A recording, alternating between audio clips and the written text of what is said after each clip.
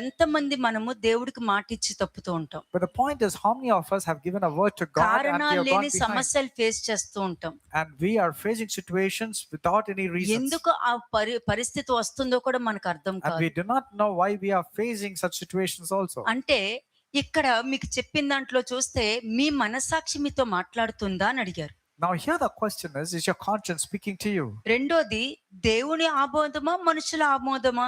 The second is it God's approval or man's approval? మరి తప్పులను ఎలా సరిదిద్దుకుంటారు? So how are you going to rectify your mistakes? ఎందుకంటే మీరు మాటిచ్చి మర్చిపోవచ్చేమో. You might forget the word that you gave and you forgot. మాట అంటే ఏంటి? నాకు దేవుడి తర్వాతే ఏదైనా, మీరు ఏం చెప్తే అది వింటాను, మీ తర్వాతే మాకు, మీరే అన్ని, అలాగా ఎన్నో మాటలు ఎన్నో స్టేట్మెంట్స్ మనం చెప్పుకుంటూ ఉంటాం. There are many words, many statements you have given. Whatever you say, I will obey. దీని వల్ల దాని యొక్క పరిణామం ఎంత భయంకరంగా ఉంటుందో మీకు చూపించాలనే ఈ రోజు తప్పులను సరిదిద్దుకోవడం అని తీసుకొచ్చాను. I told you about the consequences when you give a word and don't keep it the consequences. So you better rectify your mistakes. 2 సమూయేలు 21వ అధ్యాయం మీరు చూసారనుకోండి, ఎంటైర్ అధ్యాయం మొత్తం మీరు చూసారనుకోండి, ఒకసారి 1వ వచనం చూడండి, జాగ్రత్తగా చూడండి, ఎందుకంటే తప్పుల్ని సరిదిద్దుకోవడం చాలా important. 2 Samuel chapter 21, if you read the entire chapter, you will know how to rectify the mistakes. ఎందుకంటే దావీదు కూడా పాపం చేశాడు, Because David also sinned, కానీ తన పాపాన్ని తను రెక్టిఫై చేసుకున్నాడు, but he was rectifying his sins. సరిదిద్దుకున్నాడు He was mending his ways. కదా. అదే విధంగా ఇశ్రాయేలు జనాంగం పాపం చేశారు, నాకు రాజు కావాలి అని. Likewise, the Israelites also had sinned by asking a man to be a king. తర్వాత వారి పాపాన్ని సరిదిద్దుకున్నారు. But then later on, they fell their mistakes and they were rectified. పేతురుని నువ్వు అపరాధిగా తీర్పు తీర్చబడ్డావని పౌలు గద్దించడం జరిగింది. Paul had rebuked Peter that you have become a ఆ hypocrite. అపరాధి నుండి బయటకు వచ్చే తీర్పు నుండి అతను రెక్టిఫై చేసుకున్నాడు. Peter rectified that mistake and he came out of that hypocrisy. ప్రతి దానికి మార్గం ఇది ఒక్కటేనండి. For any person, there's only one నీ way. పాపాలని నీ తప్పుల్ని ఎలా సరిదిద్దుకుంటున్నావు నువ్వు? Now listen carefully. How are you going to rectify your mistakes and your sins? ఈ పాపానికి పరిహారం చాలా ముఖ్యం. అది That means there has to be repentance of your sins. నేను పాపం చేశాను నన్ను క్షమించండి, అది వేరే. There has to be redemptions of your sins. You just not simply telling మరి I'm sorry. పరిహారం ఏంటి? But what of the redemption? ఆ పాపానికి పరిహారం ఏంటి? What is the redemption? How are you going to redeem కదా. yourself? ఇప్పుడు 2 సమూయేలు 21:1 ఒకసారి చూడండి. Chapter 21 verse 1. దావీదు కాలమున 3 సంవత్సరములు విడిచిపోకుండా కరువులు కలగగా దావీదు యెహోవాతో మనవి చేసెను. అందుకు యెహోవా ఇలాగ సెలవిచ్చెను, సౌలు గిబియోనీయులను హతము చేసినను గనుక అతనిని బట్టి నరహంతకులకు అతని ఇంటి వారిని బట్టి శిక్షగా ఈ కరువు కలిగెను. ఇప్పుడు మనకేమనిపిస్తుందండి? So ఒక what? చోటేమో అగ్నిపర్వతం వచ్చింది, ఇంకో చోట ఫ్లడ్స్ వస్తున్నాయి, Other places there are floods. ఇంకో చోట రోగాలు వస్తున్నాయి. But there are pestilences. దానికి కారణం ఏమై ఉంటది? What could be the reasons for all this occurring? ఆఖరికి సంసోనికి ఏంటి? సంసోనికి దాహం వచ్చింది, అది కూడా దేవుని యొక్క శిక్ష. Samson was feeling thirsty, but then what was the thirst for? That was also thirst ఉంది because కానీ నీళ్లు దొరకట్లా. he was thirsty, but he could not get the water. That కదా. was his punishment. మరి ఇప్పుడు దేవుని ఆమోదానికి మనిషి ఆమోదానికి ఎంత డిఫరెన్స్ ఉంది? Look at the huge difference between God's approval and man's approval. దావీదు పాపం చేసి తన తప్పు సరిదిద్దుకున్నాడు, David indeed committed a sin, but he rectified his mistakes when he came కానీ to know. సౌలు పాపం చేసి సరిదిద్దుకోలేదే. But Saul committed a sin, did not rectify his justify sins. చేసుకున్నాడు, నేను ఎందుకు చేశానంటే అని. He was justifying his sins and he said, why I did that? Just మరి because of this. ఒకరు పాపం చేసిన తర్వాత అది పాపం తప్పైపోయింది అంతే.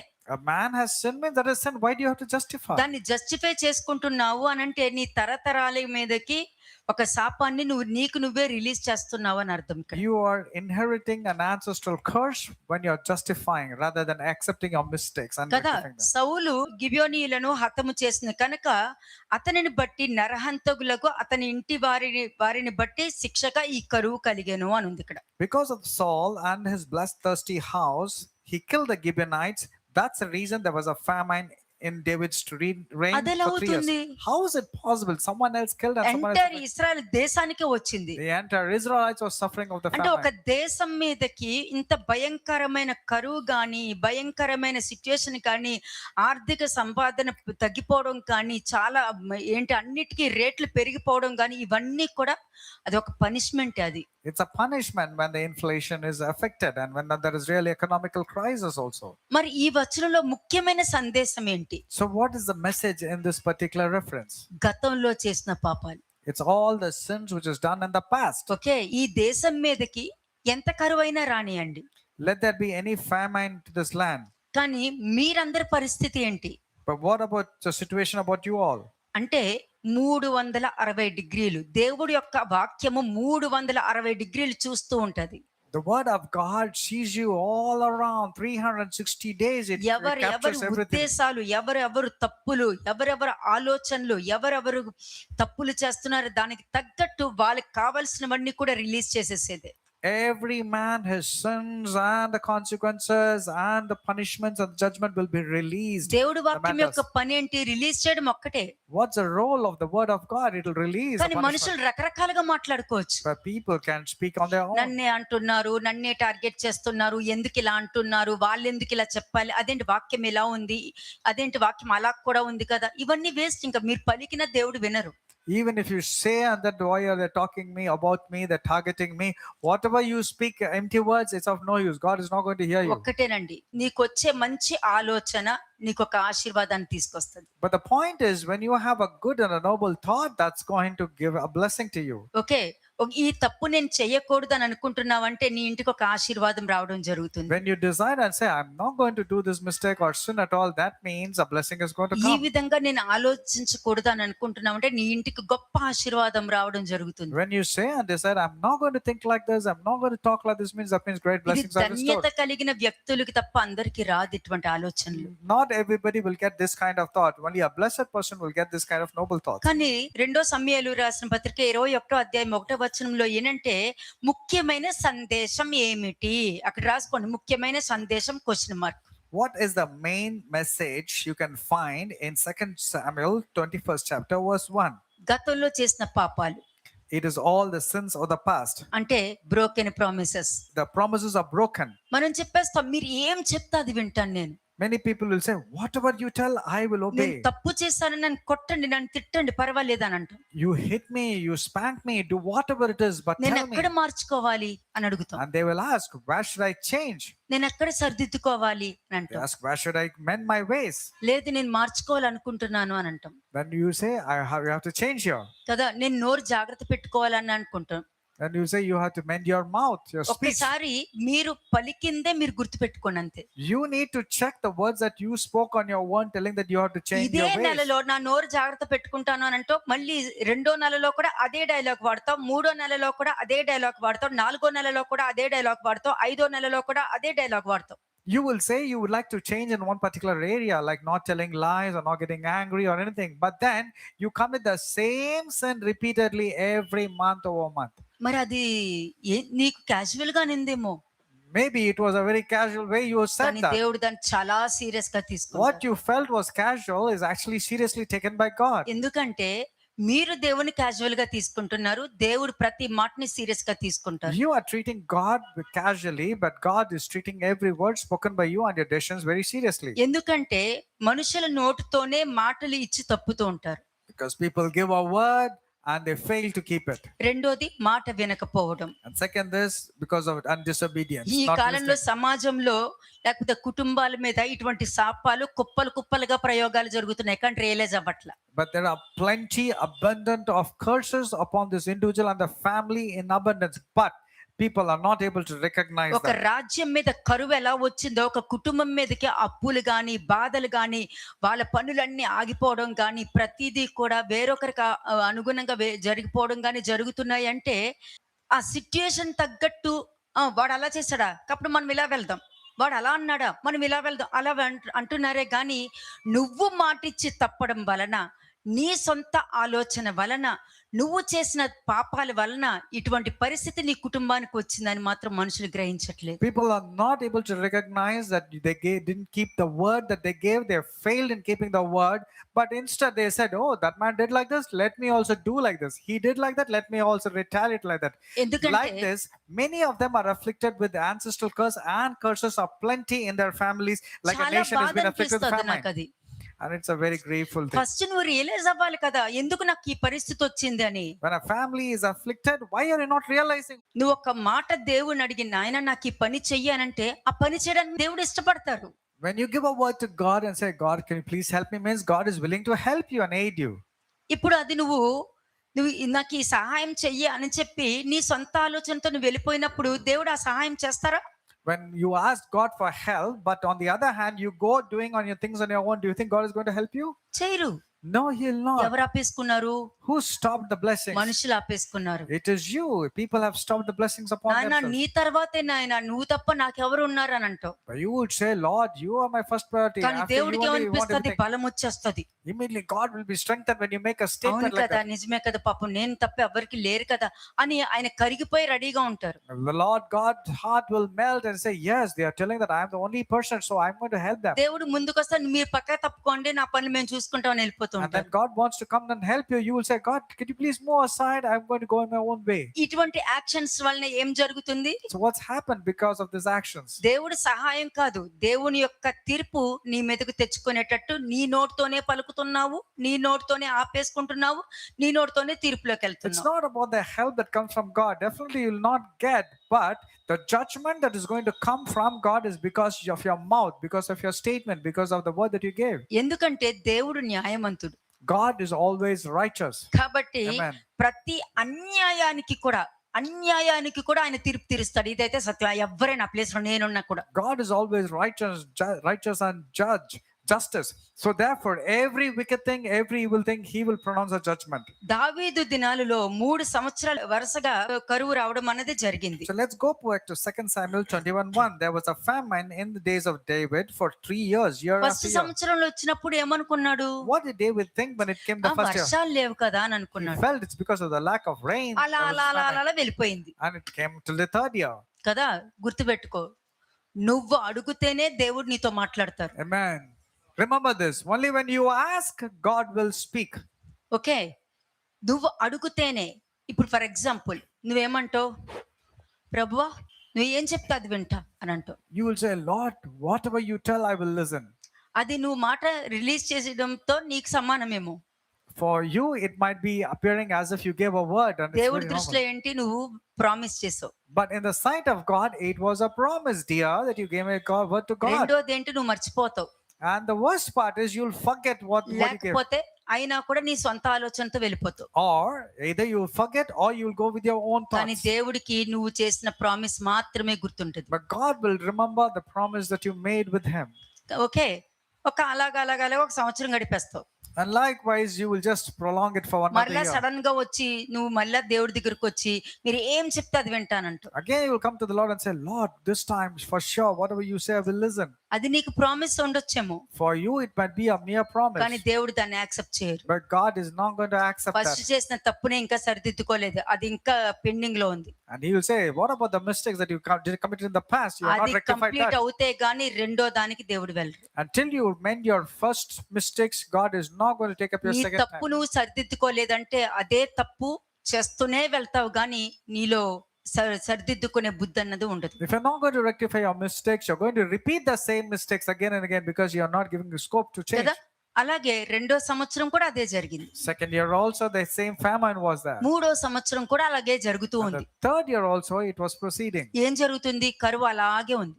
The famine did not subside. It ఇప్పుడు was more. గుర్తుపెట్టుకోండి, ఎన్ని సంవత్సరాల నుండి మీకు సంతోషం లేదు, ఎన్ని సంవత్సరాల నుండి Amen. సమాధానం Correct. లేదు, ఎన్ని సంవత్సరాల నుండి ఒక రూపాయి ఇంట్లోకి రావట్లేదు, ఎన్ని సంవత్సరాల నుండి మీ ఇంట్లో నుండి ఒక రూపాయి అప్పులతో బయటకు వెళ్తుందే కానీ నువ్వు సంపాదించింది మాత్రం లోపలికి Now, రావట్లేదు. why don't you start relating? Check your life and see how many times you have been suffering with financial struggle. గొడవలు, Money is coming and మనశ్శాంతి not లేకపోవడము, standing. More loans are there. You're always picking up fights, quarrels. No peace is there. Financial struggles. గొడవలు, కొట్టుకోవడాలు, తిట్టుకోవడాలు, నిందలు వేసుకోవడాలు ఇవే జరుగుతుంటాయి. In your life, in your family, there's only fights, disputes, and no rest. గాలికి కొట్టుకున్నట్టు ప్రతి situation తో కొట్టుకుని వెళ్ళిపోతున్నారే కానీ ఎందుకు వచ్చిందని సరిదిద్దుకోవాలన్న ఆలోచన మనుషులకి ఇప్పుడు వరకు లేదు. You're getting used to the problems, but you're not able to rectify your mistakes, not able to identify why and what you have done wrong. కానీ మన దావీదు ఏం చేశాడు? But what did David do? అరే ఫస్ట్ సంవత్సరము చూసేసరికి మామూలుగా వర్షాలు లేవనుకున్నాను. David was introspecting. First year, I thought it's because of the lack of rain. There was రెండో famine. సంవత్సరం కూడా అదే అనుకున్నాను. Even the second year, I thought it's because of no కానీ rain. ఇది మూడో సంవత్సరం, But this is the third year. ఏదో ప్రాబ్లం ఉంది. Then he started relating. There's some నా problem. రాజ్యం మీదకి ఏదో శాపం ఉంది. there is some curse upon my nation. ఏదో జరుగుతుంది నాకు అర్థం కావట్లా He started relating and said something అని is wrong. చెప్పి అప్పుడు దేవుడి దగ్గర విచారణ చేయడం మొదలుపెట్టి Then he started inquiring of the Lord. దేవుడు కదా, దేవుడికి అన్ని తెలుసు కదా, నాకు ఎందుకు చెప్పలా?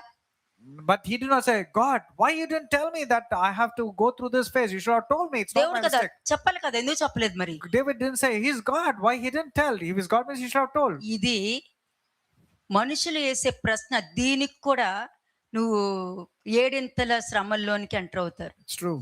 When you also start asking this kind of question, God, you know everything, right? Why you didn't stop me? అంటే Why you didn't educate me? You should have told me. I wouldn't have done that. ఈ లోకంలోని తెలివితేటలు ఎక్కువైపోతున్నాయి మనుషులకి The worldly wisdom is growing like rampant. కదా. ఎందుకంటే దేవుణ్ణి కూడా మనిషిని చూసినట్టు చుట్టం, దేవుణ్ణి కూడా ప్రశ్నలు వేయడం అన్నది చాలా పాపం. బయట అందరి మీద అరిచి దేవుడి మీద కూడా అరవడం మొదలు పెడతారు. These people are known to have disputes and fight and petty quarrels. So with the same attitude, they want to pick up a quarrel with God also. కదా. ఇప్పుడు దావీదు విచారణ చేసినట్టు పాపం చేసిన వాళ్ళు కూడా విచారణ చేస్తారు. Yes, like David, there are many other people who are sinners also who would like to come and ask God, what happened? What's wrong with me? కానీ వారికి శాపం, కరువు, ప్రతిఫలం తప్పదు. అది వాళ్ళ జీవితాల్లో కంటిన్యూ అవుతుంది. పాపం చేస్తూ దేవుడి దగ్గర ఏమని విచారణ చేస్తారు? సౌలు రాజు దేవుడి దగ్గర విచారణ చేసినప్పుడు ఎవరైనా దేవుడు మాట్లాడారా అతనితో? These people are known to have curses, difficulties and challenges in their life. When Saul had sinned and he was asking God to help him, did God speak to him? ఎందుకంటే ఈ కాలంలో అందరూ కూడా తప్పులు చేసుకుంటూ, బూతులు మాట్లాడుకుంటూ, ఇల్లీగల్ రిలేషన్షిప్స్ పెట్టుకుంటూ దేవుని అడుగుతూ ఉంటారు. Many people are doing illegal relationships, speaking bad words, doing all sorts of wrong things, and then they'll say God is speaking. మరలా ఏమంటారు? దేవుడు నాతో మాట్లాడుతున్నారు అంటారు. మరి సౌలు రాజు దేవుడి దగ్గర విచారణ చేసేటప్పుడు అతనికి ఎందుకు సమాధానం రాలేదు? How come? మరి దావీదు అడిగినప్పుడు ఎందుకు వెంటనే సమాధానం వచ్చింది? అక్కడే మీరు దావీదు యొక్క క్యారెక్టర్ గురించి ఒక్కసారి ఆలోచించాలి.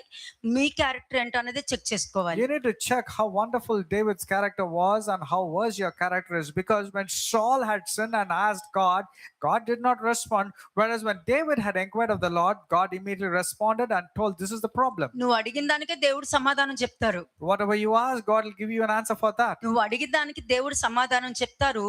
నీలో తప్పులున్నా కూడా ఒకవేళ నువ్వు ప్రవక్త దగ్గరకు వచ్చి దేవుణ్ణి అడిగి చెప్పండి అని జెర్మయా ప్రవక్త దగ్గరకు వచ్చి అడిగినట్టు అడిగినా కూడా దేవుడు న్యాయంగానే చెప్తారు. మనుషులే వినరు.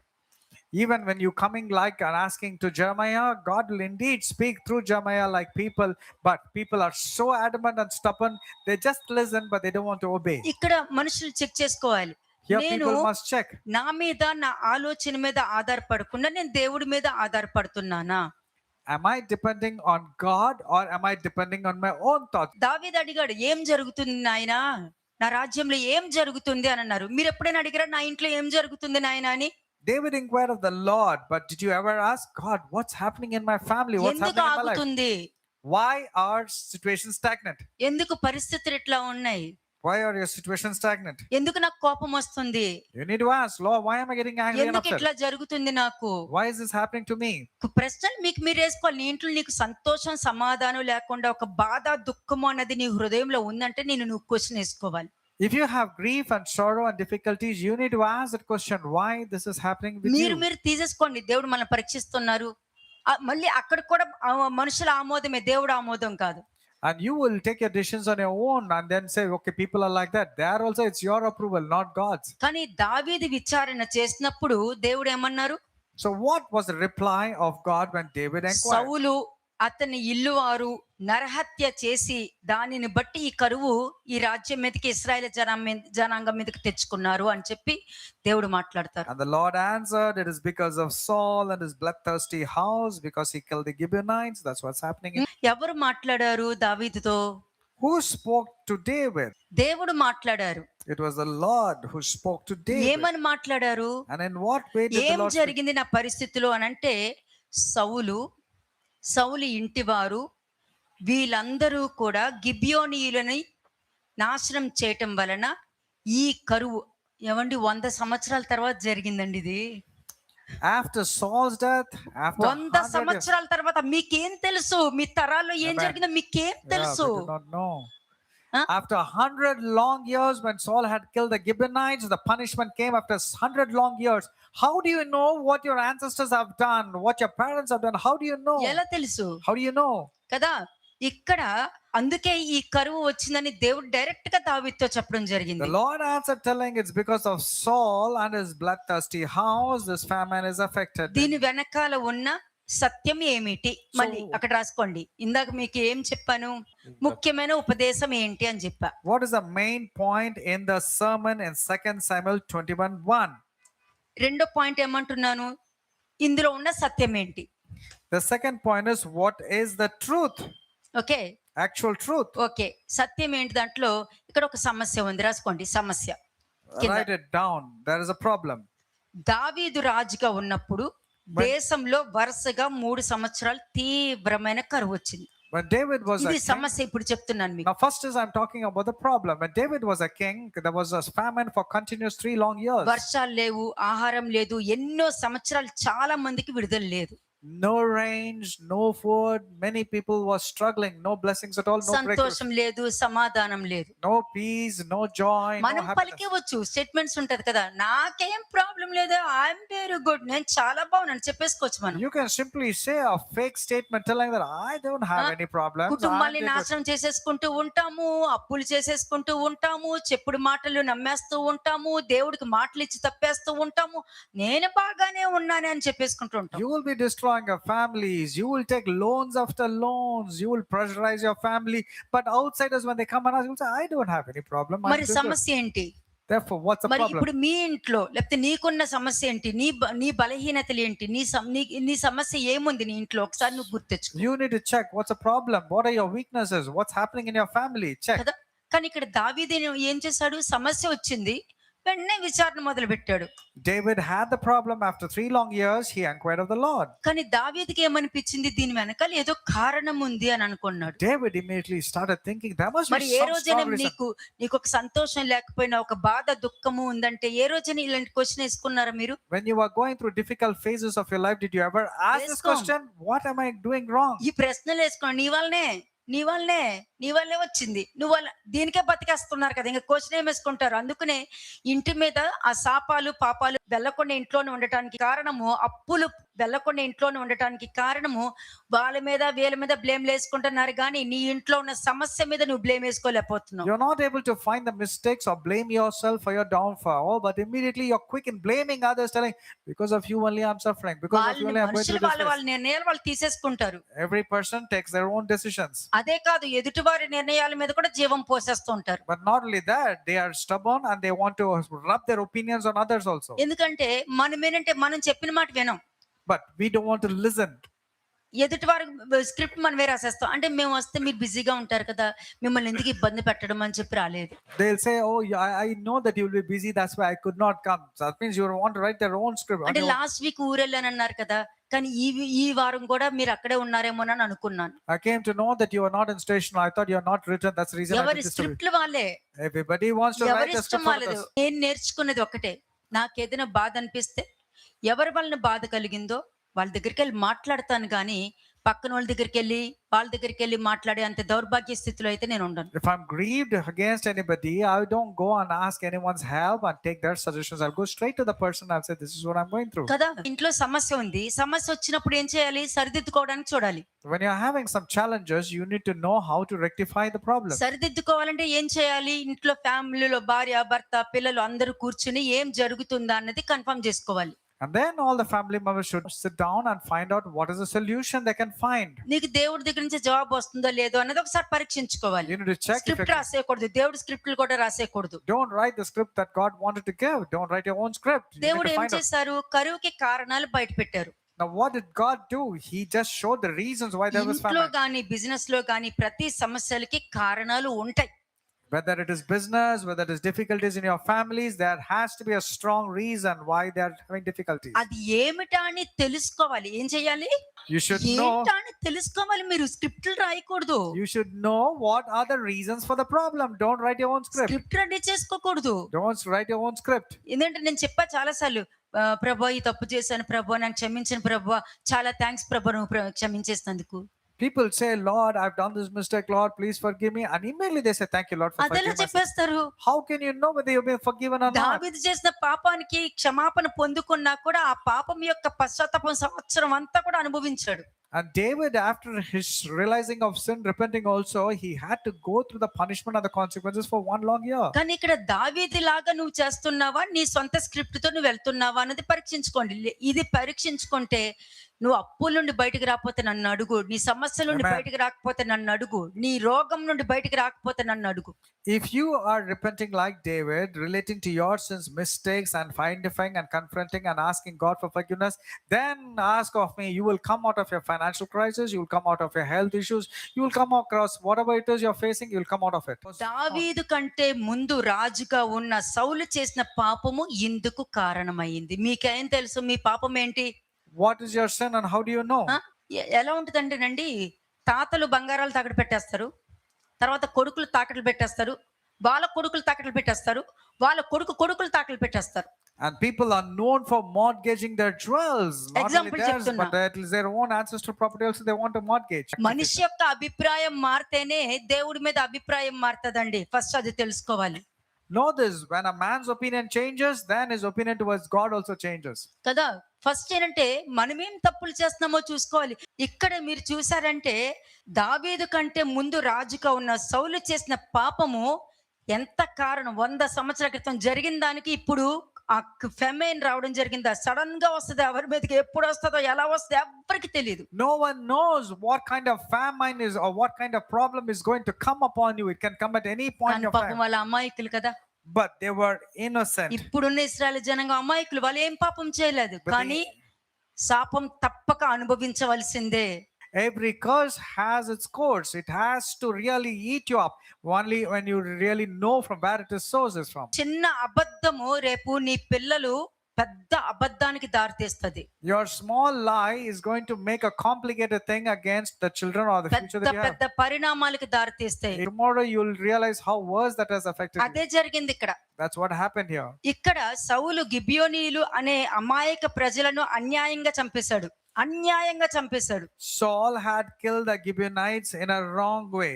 ఇప్పుడు నా అండర్స్టాండింగ్ లో ఒకరిది తప్పు అనుకోండి, If someone is at fault with my own understanding, దాని యొక్క ఫలము రేపు నా పిల్లలు అనుభవించాలి. but the consequences I am not going to bear, but my children will have to bear for whatever mistakes I've ఇంట్లో done. వాళ్ళందరూ కూడా సఫర్ అవ్వాల్సి వస్తుంది And the entire family members have to suffer. కదా. దానికి కారణం ఏంటి? And what is the reason? 100 సంవత్సరాల క్రితం యెహోషువ కాలంలో ఇశ్రాయేలీయులు గిబియోనీయులను చంపబోమని దేవుని పేరిట ప్రమాణం చేశారు. And it is 100 years old story. When the Gibeonites came to Joshua, Joshua said, okay, for sure, we are not going to kill you, Gibeonites. That was a promise made to Gibeonites. ఇశ్రాయేలు జనాంగం కూడా promise చేశారు. And even the Israelites knew about it and they promised that they're not going to kill the దీనిని Gibeonites. సౌలు మీరి వాళ్ళందరినీ చంపేశాడు.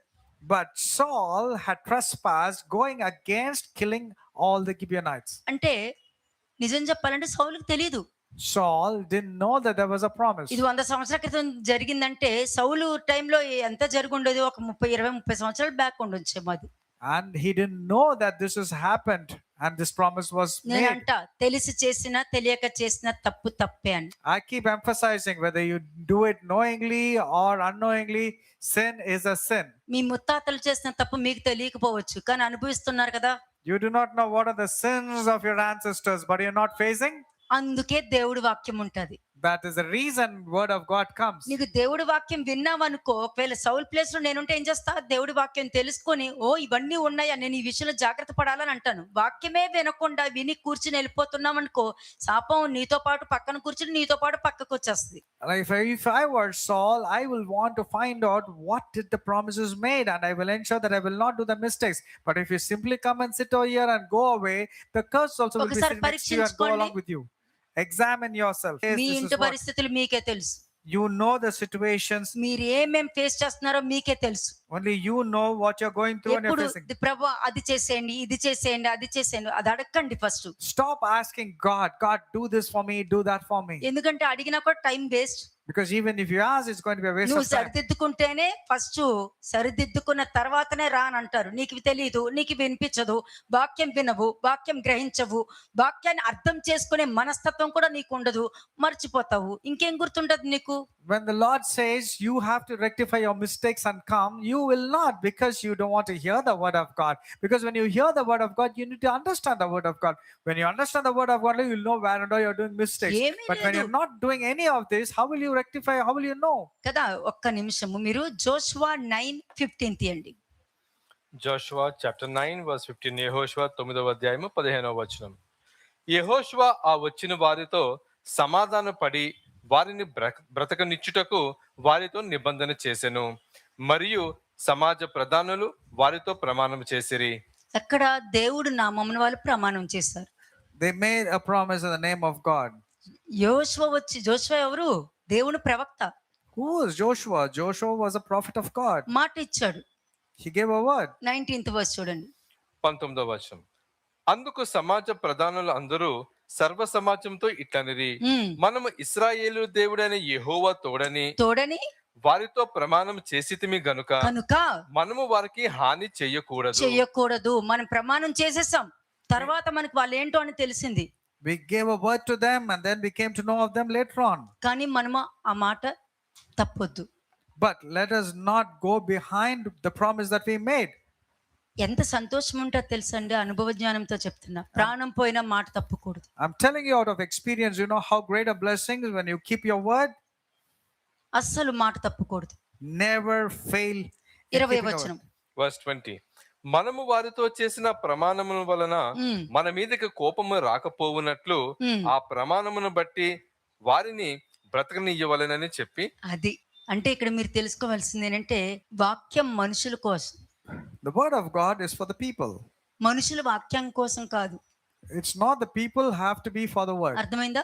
Do you understand? వాక్యమే మనుషుల కోసం, దేవుడు మనుషుల కోసం, మనుషులు దేవుడి కోసం కాదు. The word of God is for the people, not people for the word of God. First ఈ అండర్స్టాండింగ్ లోకి రావాలి. Come to this point of understanding. ఒకసారి మార్క్ 2:27 చూద్దాం. Mark chapter 2 verse 27.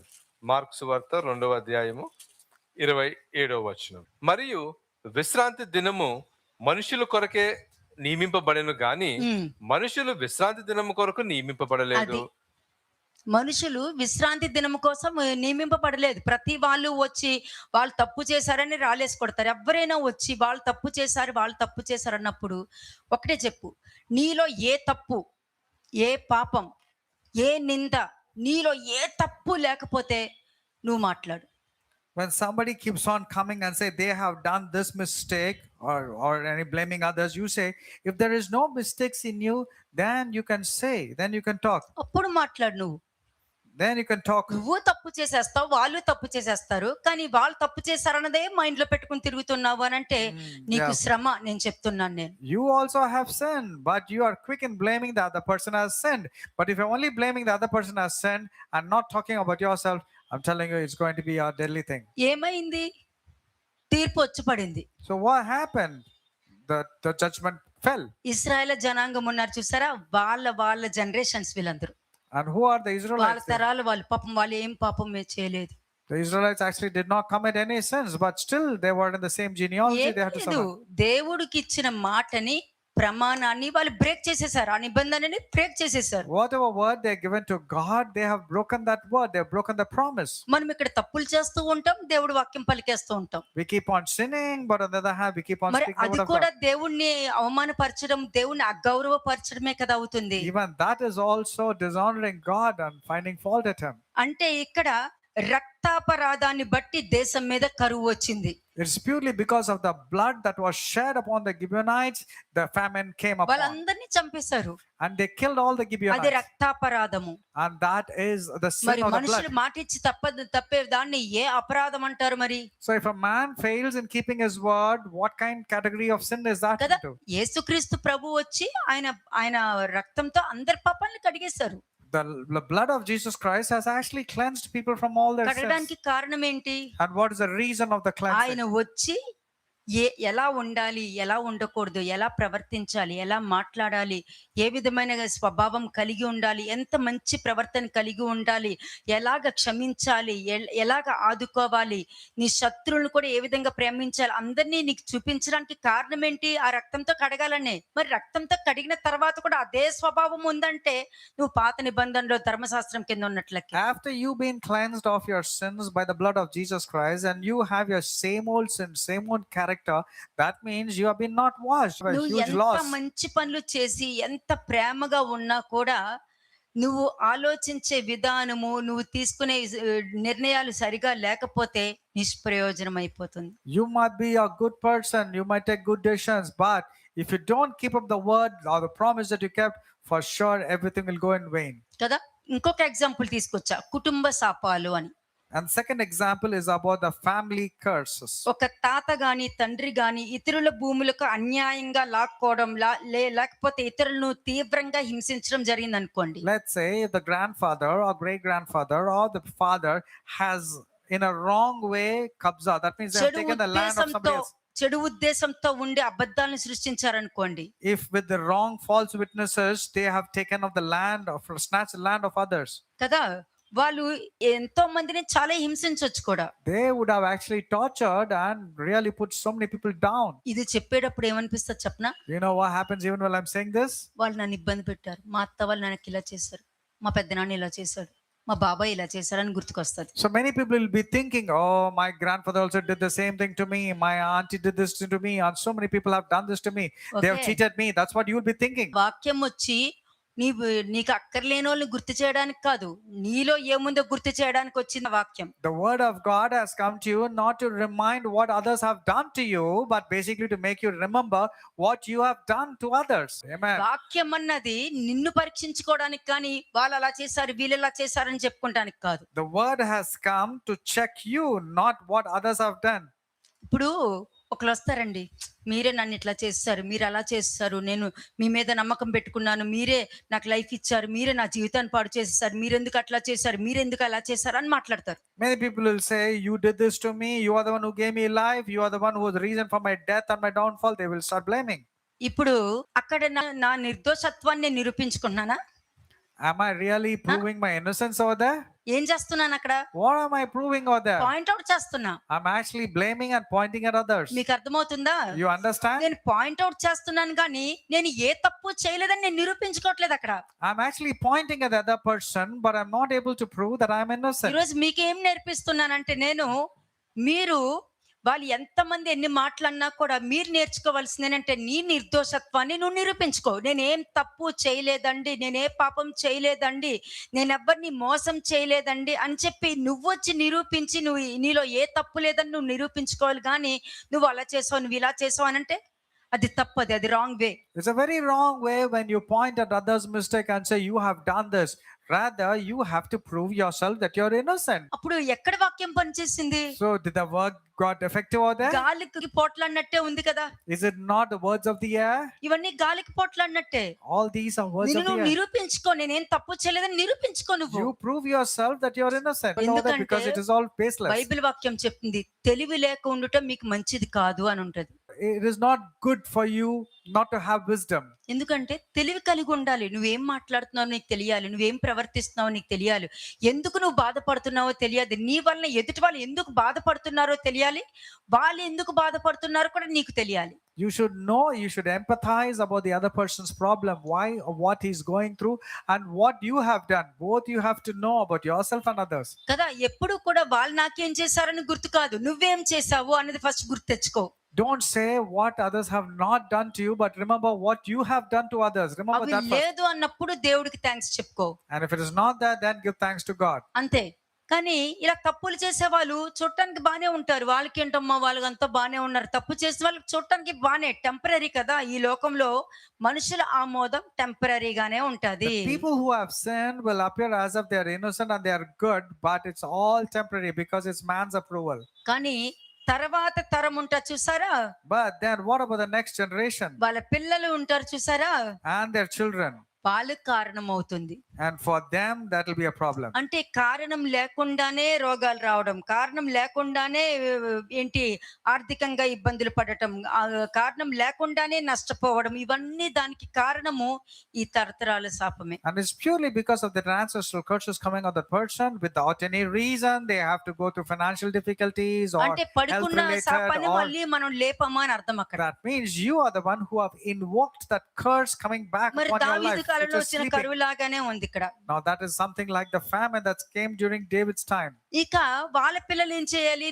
దావీదులాగా నాకేమయ్యింది అని దేవుణ్ణి అడిగే వరకు వాళ్ళకి సమాధానం దొరకదు. They will not get an answer unless if they behave like David and ask God what's happening. మాకెందుకు కష్టాలు వస్తాయని వాళ్ళు అడిగితే కానీ వాళ్ళకి సమాధానం దొరకదు. They will not get an answer unless they ask why we are going through this. నీకు నచ్చినప్పుడు ఒకలాగా, నీకు నచ్చినప్పుడు ఒకలాగా చాలా మంది ప్రవర్తిస్తూ ఉంటారు. Many people behave, if they like means their behavior is different, if they don't like their behavior is different. కానీ దేవుడికి నీ మూడ్ స్వింగ్ ని బట్టి ఆయన ఉండరు. Now God is not going to be according to your mood swings. నీ mood swings తో నీకు చిరాకు వస్తే ఒకలాగా, మంచిగా ఉంటే ఒకలాగా, మంచిగా ఉంటే దేవుడు అంటావు, నచ్చకపోతే దేవుడు కాదు ఏం కాదు అని అన్ని నీ ఇష్టమే కదా. You get excited when good things happen to you. When bad things are happening, you say God is not, God doesn't, I don't believe in కానీ God. దేవుడు ఒకటే చూస్తారు. But God will see only one mood thing. Swings నాకు అనవసరం, నువ్వు మాట్లాడిన మాట ఉంటా చూసావా, అదే దేవుడు పట్టుకుంటారు. God is not bothered about your inconsistent behavior, but He's going to see about the word that you gave, whether you kept it or not. అదే లెక్క చూసుకుంటారు. And that is the measurement. దేవుని ఎదుట లేదా మనుషుల దగ్గర నువ్వు ఎవ్వరికి చెప్పనని కూడా నువ్వు ప్రామిస్ తీసుకుంటావు. You will say, you will give a word and say, I'm not going to tell to anybody, not to anybody. నువ్వు And you say, మనిషికి ప్రమాణం చేసినా కూడా నువ్వు దేవుడికి చేసినట్లెక్కే. అందుకనే వాక్యం ఏం చెప్తుంది, నువ్వు ఒట్టు పెట్టుకోకు అని అంటుంది. you might give a word to a person and say, I'm not going to tell to anybody, I swear. నీ నెత్తి But మీద you're ఒట్టు actually, పెట్టుకోకు అని అంటుంది. but never swear upon your head, never swear upon the heavens. కానీ మనుషులు దాన్ని తేలిగ్గా తీసేసుకుంటారు, But people are very casual about it. మర్చిపోతారు కూడా. They forget they had not kept the word. కానీ దేవుడు సమస్తం జ్ఞాపకం చేసుకుంటారు. But God remembers everything that you have spoken and done. అంటే మనుషులు చేసిన తప్పులను సరిదిద్దుకునే వరకు దేవుడి వాక్యం వెంటాడుతూనే ఉంటది. The word కానీ of వాళ్ళంటే God, నన్నే అంటున్నారు అంటే నీకు నన్నే అంటున్నారని కనబడుతుంది, కానీ దేవుడిని వెనకాల పడుతున్నారని నీకు కనిపించదు. the word of God will constantly keep reminding you, but to show you where you're gone wrong about your mistake. But you know what you would say?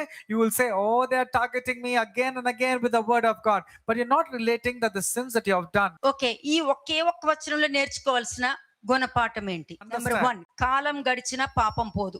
Number one, time may go away, but the consequence of the sin is still there. ఎందుకంటే సౌలు చనిపోయిన చాలా కాలానికి కరువు వచ్చింది. Because after Saul died, when David was the king, that's when the famine came. ఎందుకంటే మనుషులు చేసిన తప్పులు వాళ్ళు మర్చిపోతారేమో కానీ దేవుడు ఎప్పుడు మర్చిపోరు. Man will forget the sins that he have done, but God will never forget what man has done. కదా. రెండోది, దేవుడి దగ్గర విచారించాలి. The second thing is you have to inquire of the Lord. సమస్యలు వచ్చినప్పుడు ఎందుకు ఇట్లా ఉంది, ఎందుకు నా భర్త మాట వినట్లే, ఎందుకు నా భార్య నా మాట వినట్లే, ఎందుకు నా పిల్లలు నా మాట వినట్లేదు అన్నప్పుడు నువ్వు దేవుణ్ణి అడగాలి, ఎందుకు ఏం జరిగింది అని. When you come to know that your husband is not listening to you, or your children not listening to you, or something is going wrong, you need to ask, Lord, what నువ్వు is happening? సౌలులా ఉన్నావేమో check చేసుకో. సౌలు అయితే నువ్వు అడిగినా అడగకపోయినా waste, దానికి నీకు answer కూడా దొరకదు. You need to check if you're a Saul, because if you're a Saul means there's no point in you asking it, because you're not getting దేవుడు an అలాంటి answer. వాళ్ళతో మాట్లాడరు కాబట్టి. Because God does not hear to you, or Yeah. people like you. దేవుడు direct గా మిరియాంతో మాట్లాడలేదా? Did not God speak direct to Miriam? మాట్లాడారు కదా. In fact, he spoke. అహరోన్తో మాట్లాడలేదా? Did he not speak to Aaron? మాట్లాడారు కదా. Of course he spoke. ఇశ్రాయేలు జనాంగంతో మాట్లాడారా? Did he not speak to Israelites? మాట్లాడారు కదా. Yes, he spoke. ఇశ్రాయేలు జనాంగం దేవుని పాదాన్ని చూశారు కదా. The Israelites saw the feet of the Lord. చూసిన Respond. తర్వాత కూడా వాళ్ళు ఏమన్నారు? But what did they say? దేవుని చూస్తే బ్రతకలేము, ఆయన స్వరం వినలేము అని అన్నారు. అన్ని స్వరం వినేశారు, ఆయన చూసేశారు, ఆయన పాదం అంతా చూసేశారు, కానీ ఎట్లా ప్రవర్తించారు? అమ్మో, ఆయన చూసి మేము బ్రతకమేమో. They heard the voice of the Lord, they saw the Lord, they saw the feet of the Lord, but they said, no, if you're hearing the voice or you seeing him, we cannot live. ఇప్పుడు దావీదుని తీసుకో. Now let's take David. జీవితంలో వరుసగా కష్టాలు వస్తున్నా కూడా అతనికి ఈ 3 సంవత్సరాలు ఎందుకు ఫెమైన్ వచ్చినా కూడా అతనికి ఆ టైంలో గ్రహింపు లేదు. ఏదో వచ్చిందని అనుకున్నాడు. David could not have any clue. He did not understand why the famine was taking place. He thought it's a natural thing. నేనేం చేస్తాను చెప్పిన, కొంచెం తేడా వచ్చిన వెంటనే కూర్చుంటా, ఆలోచిస్తా. You know what I will do? If there is a little disturbance, something which is దేవుడి going నుంచి wrong, వచ్చిందా, మనుషులు I తెచ్చుకున్నారా, will say, Lord, is it come from you or is it come లేకపోతే from ఎవరైనా myself? రాయేద్దామని చూస్తున్నారా, లేకపోతే ఎవరైనా influence చేయడానికి చూస్తున్నారా? Or somebody wanting to throw a stone or somebody want to influence. ఇన్ని క్వశ్చన్స్ వేసుకుని అన్ని దారులకు వెళ్ళిపోయి అన్ని దారుల్ని టచ్ చేసి దానికి ఒక వే చూసుకొని Amen. బయటకు వచ్చేస్తారు. I will go touch each and every options and I'll go and then I'll find a solution. ఇక్కడ ఫీల్ అయ్యేది కాదు, There's nothing to feel bad. ఎందుకు నాకు ఇలా జరుగుతుంది కాదు. No, you should not say why this is happening. సరిదిద్దుకోవడం చాలా ముఖ్యం. But rectifying your mistake is very important. Okay, నువ్వు సరిదిద్దుకుంటేనే దేవుడు అన్ని సమస్యల నుండి కాపాడుకుంటూ బయటకు తీసుకొస్తారు When you rectify your mistakes, only then God will bail you out of all your problems. కదా. కనుక నా జీవితంలో కానీ నా పితరుల జీవితంలో ఏదైనా తప్పు జరిగిందా అని దేవుణ్ణి అడగాలి నువ్వు. You need to ask, did I commit any sin or has it happened in my parents or ancestors? కాబట్టి సరిదిద్దుకోవడం చాలా ముఖ్యం Therefore, rectifying is a very important thing. కదా. అలాగే మీరు 2 Samuel 21 3-9 వర్సెస్ మీరు చదివారనుకోండి. 2 సమయంలో 21వ అధ్యాయం 3-9 వచనములు. రాజుకు దావీదు గిబియోనీయులను పిలువనంపి, నేను మీకు ఏమి చేయగోరుదురు? యెహోవా స్వాస్థ్యమును మీరు దీవించినట్లు దోష నివృత్తికై దేని చేత నేను ప్రాయశ్చిత్తము చేయుదునని వారిని అడుగగా, దావీదు ప్రజల పక్షంగా వెళ్ళాడు. తండ్రి వెళ్ళాలి, హెడ్ ఆఫ్ ద ఫ్యామిలీ వెళ్ళాలి, హెడ్ ఆఫ్ ద ఫ్యామిలీ తల్లిదండ్రులు ఈ విధంగా వెళ్ళాలి. David, as the head of the nation, had asked. Likewise, if you are the husband, you should go and ask what went wrong. దావీదులో చూసిన మంచి గుణం ఏంటి? What was a wonderful character అతను in David? పాపం చేసుకున్నాడు, పాపాన్ని సరిదిద్దుకుని మంచిగా బయటకు వచ్చేసాడు. He committed a sin, but he immediately realized the moment he came to know of it, he came out అలాగే of it. తన రాజ్యంలో ఉన్న వాళ్ళందరినీ చూసుకున్నాడు, ఏదో జరుగుతుందని కనుక్కున్నాడు, వాళ్ళని కూడా బయటికి రావడానికి రెడీ అయిపోయాడు, తీసుకురావడానికి. He became a king and he knew that something was going wrong with the nation, and he was a leader by example. He brought the people of nation of Israel also out of problem. చదవండి మళ్ళా. verse 4. గిబియోనీయులు సౌలు అతని ఇంటి వారును చేసిన దాని నిమిత్తము ప్రాయశ్చిత్తము కలుగొటకై వెండి బంగారులే కాని ఇశ్రాయేలులో ఎవరినైనాను చంపుటియే కాని మేము కోరటలేదనిది. అంతట దావీదు, మీరు ఏమి కోరుదురో దానిని నేను మీకు చేయుదుననగా, దావీదు గిబియోనీయుల దగ్గరికి వెళ్ళిపోయాడు. నేను David, ఇందాక చెప్పాను, నాకు ఏదైనా బాధ గాని దుఃఖం గాని వచ్చిందంటే ఫస్ట్ ఆఫ్ ఆల్ ఏం తెలుసా, నేను ఎక్కడ తప్పు చేశానని ఎదుర్కొంటాను. ఎదుటి వాళ్ళని పాయింట్అవుట్ చేసే ముందు ఫస్ట్ నా సరౌండింగ్స్ ఎలా ఉందా అని చూసుకుంటా. when I go through any phase of my life, whether some point something is disturbing me, I check where I have gone wrong, not go blame others or find fault at others. నా దృష్టిలో కాదు, Not in my sight, దేవుడి దృష్టిలో. but I analyze my mistakes in the sight of God. అక్కడ ఇది తప్పు వచ్చిందంటే అది తప్పు అంతే. ఇంకా సాకులు ఎత్తుక్కోకూడదు. No If justification. it's a sin, it's a sin, but no justification at all. ఎంత మంచి లైఫ్ తెలుసా అండి అది. You know how peaceful and wonderful life that is? దేవుడు చిత్తంలో నేను ఎలా ఉన్నానని చూసుకుంటాను కానీ వాళ్ళు ఎందుకు ఎట్లాగా అన్నది నాకు అనవసరం. I always check from God and with God, what is it that I'm going to do? First ఇదే చెక్ చేసుకోవాలి. This is what you need to check. అదే దావీదు చేశాడు. That's what David did. ఏమైంది, ఈ పరిస్థితికి కారణం ఎక్కడ అన్నది దేవుడి దగ్గర నుంచి తెలుసుకున్నాడు. He realized and he came to know from God where the mistake was. ఎవరి వల్ల ప్రాబ్లం ఉందో వాళ్ళ దగ్గరికే వెళ్ళారు. And as I said, I used to go and find out the people who have జాగ్రత్తగా వినండి problems. విషయం. So did David also earlier went మూడో and thought what the problem మూడో was. వ్యక్తికి వెళ్ళి చెప్పకండి. ఎందుకు Don't. చెప్తారు? వాళ్ళకున్న తెలివితేటలు మీకెలా తెలుసు? వాళ్ళలో ఎంత జ్ఞానం ఉందో మీకెలా తెలుసు? మీకు రాంగ్ గైడెన్స్ ఇస్తే Why do you go and approach a third person for someone else's interference and all? If they give counsel with their understanding, what's going to happen to you? కదా, వస్తేనే కదా నువ్వు అనుకున్నది నిజమా అబద్ధం అనేది నీకు కన్ఫర్మ్ గా తెలుస్తుంది. Only when you go and direct contact and ask those ఈ people, you భూమి will మీద not help you. ఇటువంటి తెలివితేటలు లేకపోవడం వల్లనే కుటుంబాలు విడిపోతున్నాయి, భార్య భర్తలు విడిపోతున్నారు, వాళ్ళ జీవితాల్లోకి అందరూ ఎంటర్ అయిపోతున్నారు. And because of this lack of understanding in the husband-wife relationship, many third people are entering and they are causing trouble in కదా, their lives. భర్త అన్ని తప్పులు పెట్టేసుకుంటారు, భార్య తప్పులకు మాత్రమే హైలైట్ చేస్తూ ఉంటారు. The husband doesn't highlight his mistake, but he will tell the wife, you have done this mistake. నువ్వు If you do అన్నిట్లో కరెక్ట్ గా ఉన్నా కూడా ఈ విధంగా నువ్వు బ్లేమ్ చేయవు. that, even if you are correct in all your ways, you will not blame or find fault at your ఎందుకంటే spouse. నీకు దేవుడు తెలుసు కాబట్టి అటువంటి స్వభావ లక్షణాలు నీకు ఉండకూడదు. Because you know God, you do not know supposed to have that kind of character. కదా, ఇక్కడ మన Come upon దావీదు you. ఏం చేశాడు? What did David do? Direct గా వెళ్ళిపోయాడు. David go straight to the Gibeonites. Direct గా వెళ్ళిపోయాడు. నేనేం చేస్తాను? What will I do? Okay, ఇక్కడ రాజ్యం యొక్క పని కాబట్టి దావీదు వెళ్ళాడు. Because it was the work of the nation Israel, David had gone. నా దగ్గరకు వచ్చింది అనుకోండి, But if it comes to me and my knowledge, క్షమించి వదిలేస్తా, నాకు సంబంధం లేదు. I will just forgive and let them go. Sort it out. ఏమన్నాడు? యెహోవా స్వాస్థ్యమును మీరు దీవించినట్లు, అంటే ఆ శాపం నుండి వారికి విడుదలనిచ్చి మీరు వారికి ఆశీర్వాదం వచ్చేటట్టు దోష నివృత్తికై దేని చేత నేను ప్రాయశ్చిత్తము చేయగలుగుతాను, మీకేం కావాలో చెప్పండి, నేను ఒప్పుకుంటాను అని చెప్పి వెళ్ళాడు. Therefore, David said to the Gibeonites, "What shall I do to you? And with what shall I make an atonement that you may bless the inheritance of the Lord?" అంటే నువ్వు తప్పు చేశాను, క్షమాపణ అడిగాను కదా అని దులిపేసుకుని వెళ్ళిపోవడం కాదు, ప్రాయశ్చిత్తం చెయ్యాలి. It is just not telling, "Oh, I committed a mistake, I'm sorry." No, no, no. There has to be an atonement. కదా, ఎందుకంటే దావీదు పాపం చేశాడు, David had sinned, అందరికీ తెలుసు, and everybody knows ఇశ్రాయేలు about it. జనాంగాలకి తెలుసు, And even the Israelites know దేవుని about it. శత్రువులకి తెలుసు. And even the enemies knew about it. కానీ అక్కడ నాతాను చెప్పిన వెంటనే నేను దేవుడికి విరోధంగా పాపం చేశానని నిజమైన పశ్చాత్తాపంతో వచ్చేసాడు.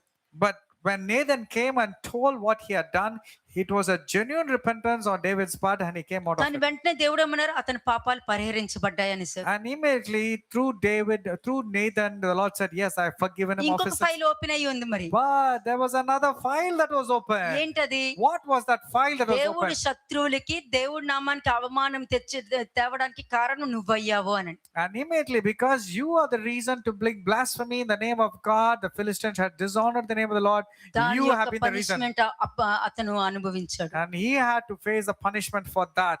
ఎందుకంటే మనము ఏ ఫైల్ అయితే ఓపెన్ చేస్తామో అది క్లోజ్ చేసి సరిదిద్దుకోవాలి. Amen. So remember, dear children, whatever file because of you have opened it, it is your basic responsibility to close that అంటే file by 100 reconciling. సంవత్సరాలు వీళ్ళ ఫైల్ ఓపెన్ అయ్యి ఉంది. That means this file was open 100 long years. అప్పుడే దేశంపై కరువు వచ్చింది. That's the reason for the famine entering nation of Israel. తప్పులను ఒప్పుకొని వాటిని సరిదిద్దుకోవాలి, ఇది చాలా ముఖ్యం. You have to accept your mistakes and rectify and come out of it. దేవునికి ఇచ్చిన మాట నెరవేర్చాలి, అప్పుడు నువ్వు దేవుణ్ణి గౌరవించినట్టు అవుద్ది. You will be known to be honoring God when you give a word and keep that word. అమాయకులకు అన్యాయం చేయకూడదు. Never ever do any mischief to నీ innocent people. జీవితంలో కారణం లేని కష్టాలు వస్తే వాక్యం ద్వారా దేవుడు బయలుపరిచినప్పుడు ఆ తప్పులను సరిదిద్దుకోవడానికి చూడాలే గాని Amen. నన్నే అన్నారు అని అన్నావంటే నాకేమీ లేదు, నీ తర్వాత తరం అనుభవించాల్సి వస్తుంది. ఇది నేను చెప్పినా చెప్పకపోయినా వాక్యం తన పని తను చేసుకుంటూ వెళ్ళిపోద్ది. కానీ నా పని, మీరు నమ్మకంగా ఉన్నారు కాబట్టి మిమ్మల్ని రక్షించే పని నా పని, అంతే. దానికి నేను కట్టుబడి ఉంటా, నిలబడి ఉంటా. When you hear the word of God, you need to identify your mistake, rectify your mistakes, come out of it. But on the other hand, if you say, "Oh, they're targeting me, they know about me, that's why they're speaking in the sermons," it's up to you, between you and the Lord. Next My role is to only tell you where you're going wrong. It's up to you whether you want to take it or not. తప్పులను సరిదిద్దుకోవాలి కానీ ఎదుటి వారి మీద నిందలు వేసేయకూడదు.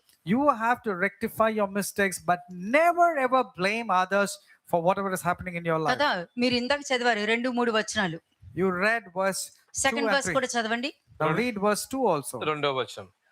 గిబియోనీయులు ఇశ్రాయేలు సంబంధికులు car, వారు అర్థమైందా? గిబియోనీయులు ఇశ్రాయేలీయుల సంబంధికులు car. The Gibeonites were not of Israel. యెహోషువ కాలంలో వారితో సమాధాన ప్రమాణం జరిగింది. During the times of Joshua, there was a promise that Joshua and the Israelites made. ఎందుకంటే సౌలు ఆ విధంగా మాట తప్పేశాడు Saul dishonored that particular కాబట్టి promise. దేశానికి పట్టిన శాపం పోవడానికి ఏం చేయాలో దావీదు నేరుగా బాధితుల్ని అడిగాడు. So David wanted to make an atonement of that particular sin. So he went straight to the ఈ victims. సత్యాన్ని అందరూ మర్చిపోతున్నారు. He went straight to the victims and he asked, "What should I do?" ఈ మధ్య కాలంలో మనుషులు చాలా comfort వేలోకి వెళ్ళిపోయారు. And people have forgotten this truth. So people are very తప్పులు comfortable. చేసేస్తారు, They sin.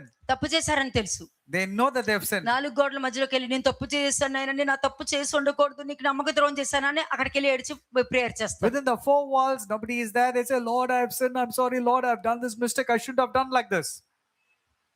It's of no use. ఏమంటున్నా నేను? Illa. అది పని చేయదు, No, that's not going to work out for you. పని చేయదు. Pay సరే, attention. యోబు ఉన్నాడు. Okay, let's take Job. యోబు స్నేహితులు నిందలేశారు, Job's friends blamed him, వాళ్ళందరూ వాక్యాలు చెప్పారు. and they all spoke the word of God. మరి ఎందుకు దేవుడు యోబు నీ పక్షమున ప్రార్థన చేస్తే కానీ మీ మీద నా కోపం రగులుకొనును అన్నారు. Why did the Lord says, "Unless Job prays for you, my anger, my wrath will be upon you forever"? అంతే rule. That's the rule. Okay, Mm, అందుకని amen. నా మూడో మనిషి వద్దు, డైరెక్ట్ గా వెళ్ళడం, నాకు ఇక్కడ బాధ కలిగింది అని అంటే నీకు జవాబు పొందుకుంటావు, నీలో తప్పు ఉంటే నువ్వు క్షమాపణ అడిగి వచ్చేసావు, అయిపోయింది. Go straight to the person who's a victim or you have been victimized. You will get an answer and you'll say, I've been grieved in this particular way. కదా, Sort it out. యోబు ప్రార్థన చేస్తేనే యోబు friends కి విడుదలైంది. Job's friends got deliverance only when Job prayed. పేతురు యూదుల దగ్గరికి, యూదుల విషయంలో అపరాధంలోనికి వెళ్ళిపోయాడని పౌలు చెప్పాడు. Paul went and told Peter has become like a hypocrite when he got up. When the Jews మరలా came. అదే యూదుల దగ్గరికి వెళ్ళి ఉన్నది ఉన్నట్టు మాట్లాడి ఆ అపరాధి అన్న తీర్పు నుండి బయటకు వచ్చేసాడు. But the beauty with Peter is, though he was blamed as a transgressor, he went back to the same Jews and to the Gentiles and he apologized of his మరి sins అన్ని openly. కాలాల్లోనే అదేనే జరుగుతుంది, This is not happening మరి in ఈ all కాలంలో times. ఎందుకు జరగట్లా? So why is this not happening దేవుడు now? మారారా, మనుషులు మారారా? Or who changed, God or man? మన తప్పుల్ని సరిదిద్దుకోవాలి మనం. I have to rectify my నాకు ఎందుకు mistakes. ఇలా అయ్యింది, నాకు ఎందుకు అలా వచ్చింది కాదు, It's not- మన తప్పుల్ని మనం సరిదిద్దుకోవాలి. Not అది merely- అప్పుడు నీకంటే ఒక మనస్సాక్షి ఉంది.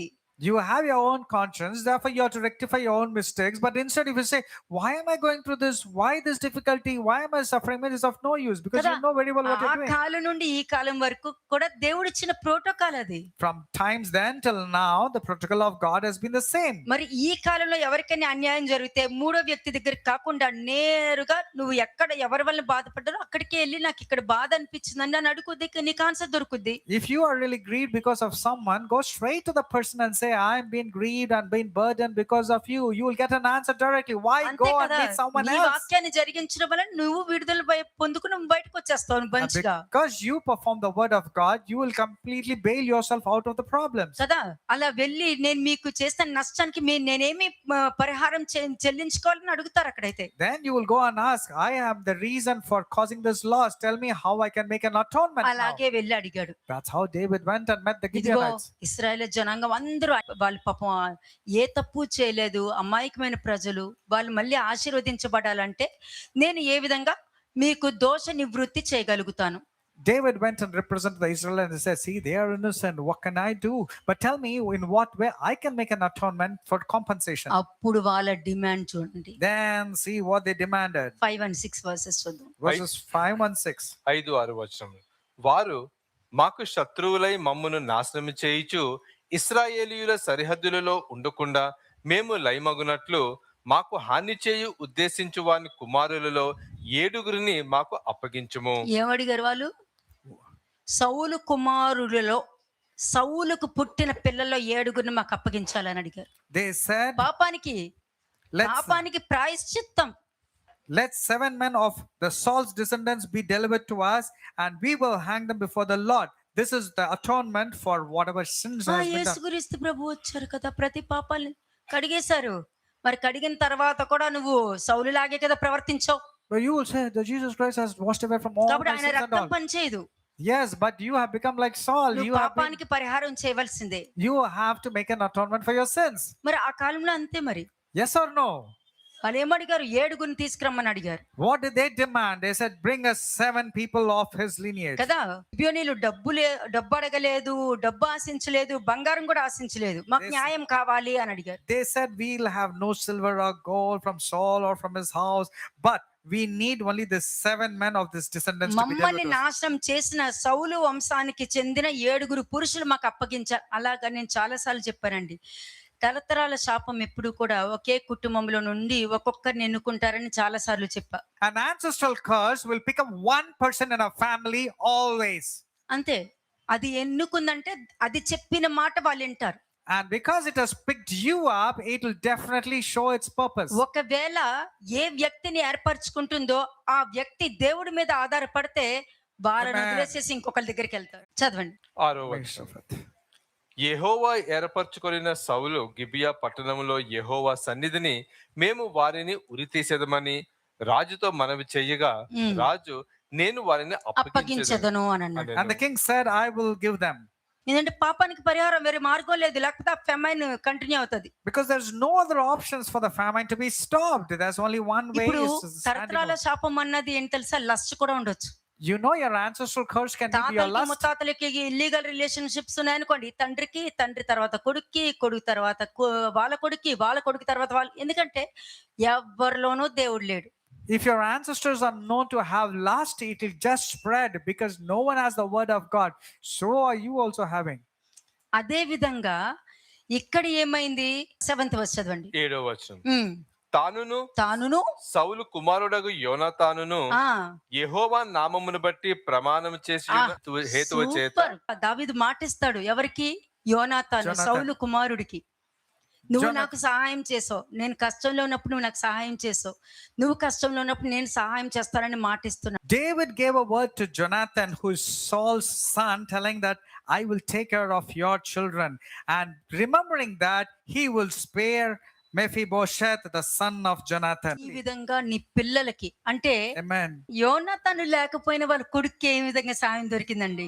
Look at the wonder. Even Jonathan was not alive, but look at the way his son got ఇది help. మన పిల్లలకి అలా కావాలి. Amen. మన పిల్లలకి This is how దొరకాలి. our మీ children నుండి should మీ తరాలకి ఆ ఆస్తి ఇవ్వండి మీరు. Amen. This is the inheritance that you can actually give to your children. అది ఇవ్వాలి మీరు. This is what you have to give. ఏమైంది అక్కడ? What happened there? యెహోవా నామమును బట్టి ప్రమాణం చేసి ఉన్న హేతువు చేత రాజు సౌలు కుమారుడకు యోనాతానుకు పుట్టిన మెఫిబోషేతును అప్పగించలేదు. But that because of the word that he gave to Jonathan, he did not hand over Mephibosheth. అంటే సౌలు యొక్క మనవళ్ళందరిని ఇచ్చారు కానీ ఈ మనవడిని ఇవ్వలేదు. They handed over all the sons of Saul, means the grandsons and the great grandsons of Saul, but not Mephibosheth. అంటే తండ్రి చనిపోయాడు, తండ్రి దుర్మార్గపు పని చేసి దేవుడికి ద్రోహం చేసి దేవుడికి అన్యాయం చేసి ఆఖరికి కర్ణ పిశాచి దగ్గరికి వెళ్ళి అక్కడ చనిపోయాడు. Saul, being a father, had done all wicked things. He had done wretched things, and finally he had gone to a sorcerer woman to go and find a medium to find out what God has to say, and he died. అదే అతని కొడుకు But what about one of his sons? యోనాతాను దేవుడి వైపుకి తిరిగారు. But Jonathan was just, he was turning towards the Lord, and he was a friend of David. అంటే దేవుడు కరుణ అన్నది, దేవుడి యొక్క కృప అన్నది ఏంటి తెలుసా? నీ పిల్లలకి కాపుదలగా ఉంటది అన్నది మర్చిపోకండి. Remember the grace of God. The actual meaning of grace of God just not upon you, brother. It's all upon your children and children's children also. ఎందుకంటే నా దగ్గరకు వచ్చిన వారిని ఎంత మాత్రమే త్రోసివేయను. Because as it's mentioned, all those who come unto me, I shall by no వారి wise మీదకి cast them out. శాపం గాని పాపం గాని ఎటువంటి అవకాశం మనం ఇవ్వకూడదు. We should not give any scope or opportunity for ancestral curse or any curse or anything that's lurking in their lives. దేవుని కరుణ, దేవుని కృప మీ మీద, మీ కుటుంబాల మీదకి వచ్చేటట్టే మీరు దృష్టి పెట్టండి. Your focus should be that God's mercy and grace will always be there upon you and your family. 7వ వచనంలో ఏముంది? What's there in verse 7? సౌలు మంచివాడు కాదు, Saul was a wicked man. సౌలు కుమారుడు మాత్రం యోనాతాను యెహోవా నామమును బట్టి మన దావీదు మాట ఇవ్వడం వలన ఆ మాటను ఎలా నిలబెట్టుకున్నాడు చూడండి. And Jonathan was good. That's the reason David gave a word to Jonathan, and David kept the word and kept his promise. అతన్ని రక్షించడమే కాదు, Not just saving him, అతనికి కావాల్సిన ప్రతి అవసరతలో కూడా దగ్గరుండి దావీదు చూసుకున్నాడు not just saving Mephibosheth, but also taking care of whatever he wanted. కదా. మనం ఏమి నిరూపించక్కర్లేదండి, మన పక్షమున ఎవరున్నారని తెలిస్తే చాలు మనకి. Amen. We don't have to really prove to anybody, but if you know who is there by our side, that is sufficient. కాబట్టి వాళ్ళు నన్ను ఇలా అన్నారు, వాళ్ళు అలా చేశారు, వీళ్ళు ఇలాంటివన్నీ మాత్రం వద్దండి, ఇలాంటివన్నీ పక్కన పెట్టేసేయండి. So therefore, stop blaming others and telling they spoke like this, they did this to us. ఇందులో మీరు నేర్చుకోవాల్సిన సత్యాలు ఏంటి? So what are the truths that you have to learn from here? Number 1, మాట తప్పకూడదు. Number 1, never forget or never break your promise. యాకోబు ఏమన్నాడు? ఒకడు మాట యందు తప్పక ఉన్నాడంటే అతను మంచి ప్రవర్తన కలిగి ఉన్నట్టు అని ఉంటది. Never break your promise. And what does James say? If anyone gives a word, he is a great person, he's a blessed person. అది ఎంతో ధన్యత. అది It's a blessed thing. దేవుని పేరిట లేదా మనుషులకు ఇచ్చిన మాటను, ఒప్పందాలను మీరకూడదు. సౌలు చేసిన తప్పు తర్వాత తరానికి శాపంగా మారింది. So whatever mistakes Saul had done, that became a snare to the coming generation. దాని యొక్క ప్రాయశ్చిత్తం ఏమైంది ఇక్కడ? So what was the atonement? పాపం జరిగినప్పుడు దానికి క్షమాపణ లేదా ప్రాయశ్చిత్తం జరగకుండా సమస్య ముగిసిపోదు.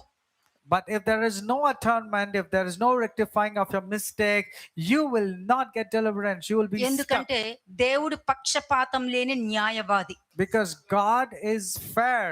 God does not show partiality. ఎందుకంటే He is a మనతో righteous judge. మంచిగా ఉన్నారు కదా అని దేవుణ్ణి క్యాజువల్ గా తీసుకోకూడదు. అగ్నితో ఆడుతున్నట్టు అవుతుంది. Just because God is very close to you, don't be casual. That means you're playing with fire. కాబట్టి ఇప్పుడు ఫ్యామిలీగా ఆలోచిస్తే తల్లిదండ్రులు బాధ్యత లేకుండా ప్రవర్తించడం, అప్పులు, కోపం, కుటుంబాల నాశనం, స్వభావం వల్ల వారి పిల్లలు సమాజంలో అవమాన పాలవుతారు. It's because of this problem, the parents who are irresponsible, not taking the responsibility properly. But the controversy is your మనకేం children తెలుసు? will have to face the brunt.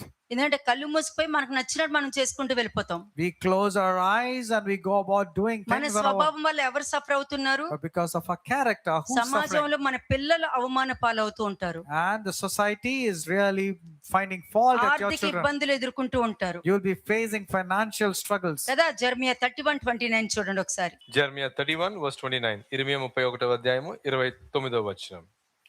ఆ దినములలో తండ్రులు ద్రాక్షకాయలు తినగా Okay. పిల్లలు పళ్ళు పులిసినని మాట వాడుకొనరు. అది నిజమే. దాని తర్వాత కూడా చదవండి. ప్రతివాడు తన దోషము చేతనే మృతి నొందును. ఉమ్.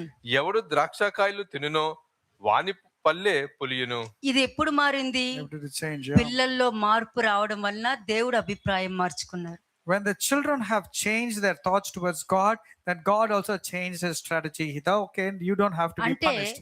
దేవుడు ఏమంటున్నారు? దేవుని దృష్టిలో ప్రతి ఒక్కరూ తమ సొంత పాపాలకు తామే బాధ్యులవుతారు అని చెప్తున్నారు. Then what the Lord saying is, every person has to face the brunt of his individualized sin, not కదా. వాళ్ళ necessarily పాపాలకే కాదు, ఇతరుల తప్పులకు కూడా శిక్ష అనుభవించాల్సి వస్తుంది. not their sins alone, but even to other people's sins also they have to face the ఆ punishment. కాలంలో ఇశ్రాయేల్ జనాంగం అనేవారు పూర్వీకుల పాపాల వల్ల మేము కష్టాలు అనుభవిస్తున్నామని ఇశ్రాయేలీయులు దేవుడి దగ్గర నిందించడం మొదలు పెట్టారు. The Israelites said we have to face the consequences because of the sins of the ancestors. ఆ మాట రావడం వల్లే దేవుడు ఆ పాయింట్ తీసుకొచ్చి ముందు పెట్టారు. That is the reason God has brought this point.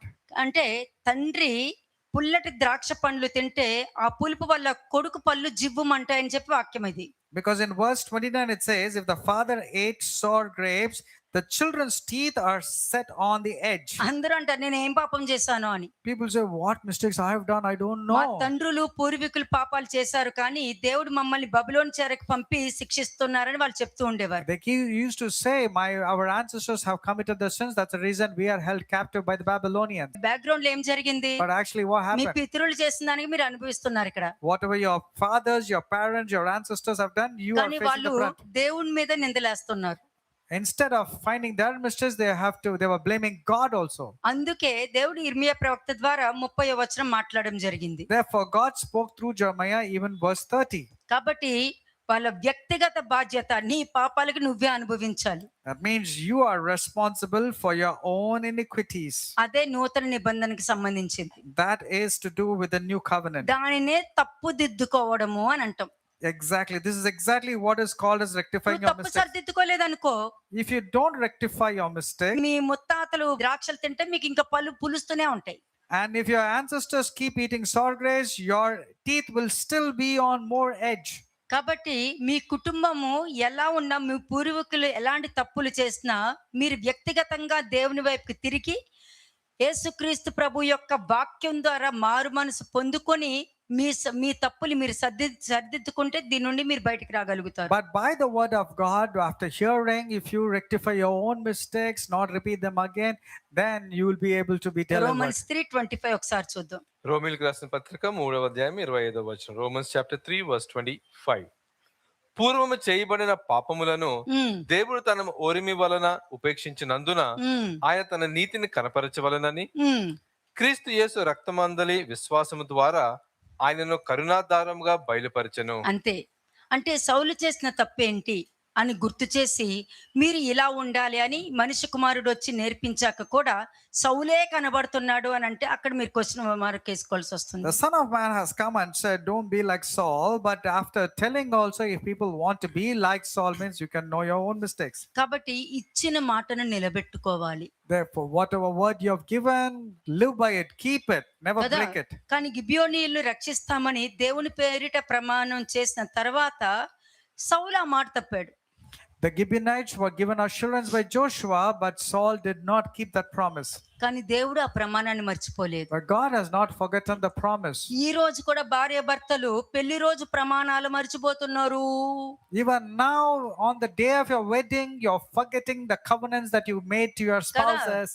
అలాగే మీ పిల్లలకి ఇచ్చే మాటలు మర్చిపోతారు, పిల్లలు కూడా తల్లిదండ్రులకి ఇచ్చే మాటలు మర్చిపోతూ ఉంటారు. Whatever word you gave to your children, and children, whatever word you gave to your parents, you're also forgetting. కానీ మీరు మీ కుటుంబంలో నీతికి, న్యాయానికి, నిజాయితీకి కట్టుబడి ఉండాలి. నీ కుటుంబంలో ఉంటేనే బయట అందరూ బాగుంటారు. You should be bound by righteousness and justice. If you live by that in your family, then people outside also will be good. ఎందుకంటే తల్లిదండ్రులు పిల్లలకు ఒక మాట ఇచ్చి దాన్ని నిలబెట్టుకోకపోతే, అలాగే పిల్లలైనా సరే తల్లిదండ్రులకు మాట ఇచ్చి నిలబెట్టుకోకపోతే, పిల్లలైతే పెద్ద అయిన తర్వాత ఎవరిని నమ్మలేని స్థితికి వెళ్ళిపోతారు. అలాగే తల్లిదండ్రులు కూడా పిల్లల్ని నమ్మలేని స్థితికి వెళ్ళిపోతారు. If the children don't keep up their word and the parents don't keep up the word, so children when they grow up, what happens is they will lose their trust in against anybody, and so parents also will not trust anymore. కదా. ప్రసంగి 5వ అధ్యాయం 4వ వచనం ఒకసారి చూద్దాం. ప్రసంగి 5వ అధ్యాయం 4వ వచనం. Ecclesiastes chapter 5 verse 4. నీవు దేవునికి మొక్కుబడి చేసుకొనిన ఎడల దానిని చెల్లించుటకు ఆలస్యము చెయ్యకము, బుద్ధిహీనుల యందు ఆయనకి ఇష్టం లేదు. అంతే, బుద్ధిహీనుల యందు ఆయనకి ఇష్టం లేదు. ఇక్కడ డబ్బు కాదండి, He doesn't have any only pleasure నీ in స్వభావం ముఖ్యం అక్కడ. It's only your character is very important. కదా. ఇక్కడ ఇంకొకటి కూడా చూపిస్తానండి. 2 Samuel 21 verse 10 ఒకసారి చూడండి. 2 Samuel 21:10. 2వ సమూయేలు 21వ అధ్యాయము 10వ వచనం. అయ్యా కుమార్తెయగు రిస్పా గోనె పట్ట తీసుకొని కొండపైన పరుచుకొని కోతకాల ఆరంభము మొదలుకొని ఆకాశం నుండి వర్షము ఆ కళేబరముల మీద కురియ వరకు అచ్చటనే ఉండి, పగలు ఆకాశ పక్షులు వాటి మీద వాలకుండాను, రాత్రి అడవి మృగములు దగ్గర రాకుండాను వాటిని కాచుచుండగా. ఎవరిమే తల్లి? 7 కుమారులు చనిపోయారు చూసారా. వాళ్ళు ఎప్పుడైతే వాళ్ళని ఇలా ఉరి తీశారో, ఎప్పుడైతే పాపానికి ప్రాయశ్చిత్తం జరిగిందో, పెద్ద వర్షము, ఉరుములు మెరుపులతో కూడిన వర్షము ఆ భూమి మీదకి రావడం జరిగింది. The moment the atonement of the sins, that means the 7 sons of Saul, the lineage was sacrificed, immediately there was heavy rains. పాపానికి ప్రాయశ్చిత్తం కలిగితేనే మీ ఇంట్లో వెలుగు వస్తుంది. When you make atonement and rectify your mistakes, only then light will come to your house. ఏదైనా సరే, పిల్లల జీవితంలోనైనా సరే, whether it is your children's life also, only then you will experience. కదా. ఈమె ఏం చేసింది? కుమారులు ఉరి తీయబడిన తర్వాత ఆమె పిల్లల శవాలను పక్షులు, జంతువులు ముట్టకుండా పాపం రాత్రి పగలంతా కూడా కూర్చుని కాపాడుకుంటూ వచ్చిందంట ఆ తల్లి. So Rizpah did not allow the birds of the air to rest on the dead bodies. She was there, not even the bees should come by night. She was taking care. అదే విధంగా ఈ కాలంలో కూడా తల్లిదండ్రులు వారి పిల్లలను లోకమనే పాపపు పక్షులు, చెడు స్నేహాలు, వ్యసనాలు, ఇంటర్నెట్ లో ప్రభావాలు వాటి బారిన పడకుండా క్రమశిక్షణతో కాపాడుకుంటూ రావాలి. Likewise, the parents' responsibility is to ensure that the children don't fall into the trap of the social media, internet, or anything which is going to make them a big trouble. Lamentations 2:19. Lamentations chapter 2 verse 19. విలాప వాక్యములు 2వ అధ్యాయము 19వ వచనం.